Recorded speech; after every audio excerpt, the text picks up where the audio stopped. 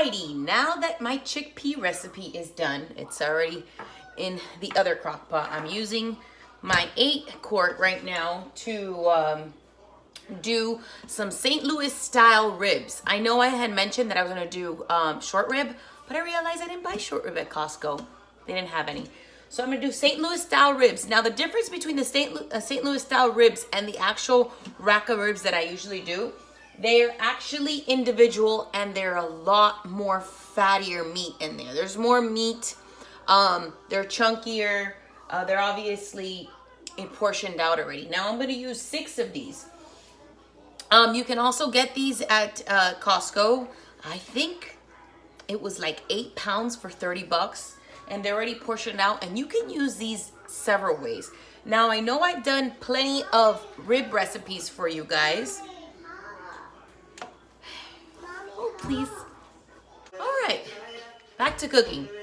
Now I know I've done ribs with you guys, and usually it's a lot simpler version of, usually it's super fast, super easy. This is gonna be a lot different because I'm actually gonna make these ribs soak in like, I'm gonna do it with beer, and I'm gonna braise them with beer. And I'm gonna leave them in their sauce. So we will be browning these before we do anything else.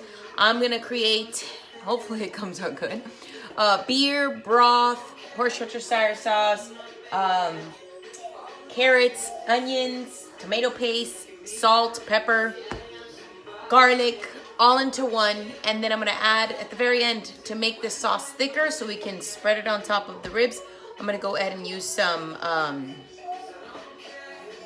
oh God, I lost my train of thought. Not baking soda, what? Baking powder, no, cornstarch.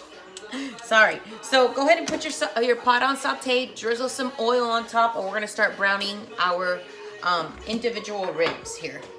I completely forgot to tell you that I did rub salt, pepper, garlic powder, and onion powder on my ribs before I placed them to be browned. Sorry guys, forgot about that little part. Just wanted to say that with this recipe, you will get some brown bits on the bottom, so you will have to deglaze. It's so important, especially in this, because the brown bits will happen. So you need to make sure you deglaze your pot before you start to actually do the cook process. If not, you will get the burn. So make sure to deglaze your pot really well with the beer or whatever liquid you're gonna use. All right, now that my ribs are browned on both sides, I have a lot of burnt spots, so I wanna make sure that I get that deglazing gone now. So I'm gonna add a little bit of my beer, and I'm quickly gonna deglaze the pot. All right, once your pot is deglazed, you're gonna add a little bit more of olive oil or whatever oil you have, and you're gonna start cooking up your carrots and your garlic.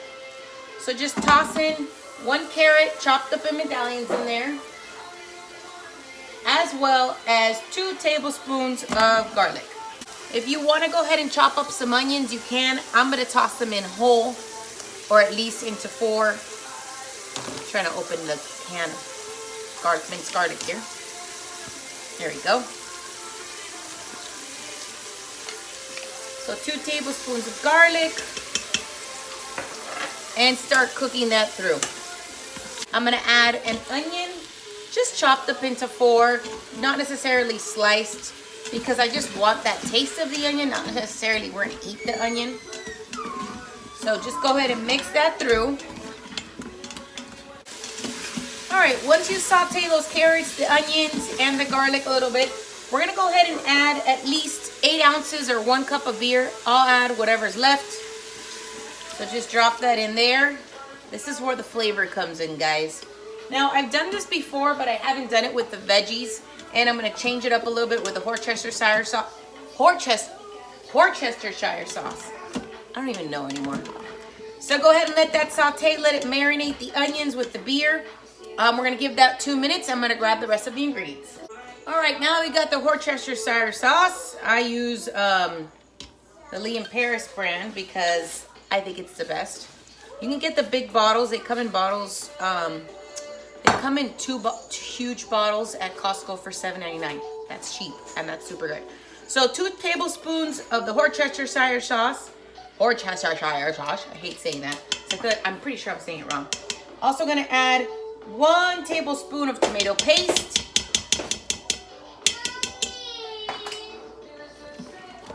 Give that a good mix. And of course, we're gonna add 1 cup of the beef broth. This meat that you see here is pretty freaking thick, but I'm not trying to submerge it. I'm just trying to let there be enough liquid to cook through, and then also leave that liquid for later on so I can do my sauce. So always eyeball it. If you think it's not enough, just be safe and add another half a cup or a cup of broth or water, whatever you're using at this point. So I'm gonna go ahead and add my meat in there and just try to fit it in as best you can. If you're going to layer, make sure you layer, you know, like a crisscross. So like a tic-tac-toe, just like how you're watching it right now. Now, I already see that I need more liquid, so I'm going to add another cup of beef broth. Just on top. That's me adding a cup. Just dab. But it looks good. Everything is in there, as you can see, if you guys see. So we're gonna go ahead and close the pot, put the vent to seal. We're gonna put it on meat stew. And automatically when you put meat stew, it's gonna give you 25 minutes, but like I said, we're gonna do 40 minutes.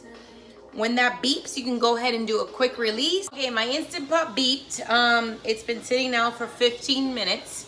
I went ahead and I let out the little air that it had left. It's still going off. And the not that little thing just dropped. I forget what it's called. So let's open up this bad boy and check what we got. Woo!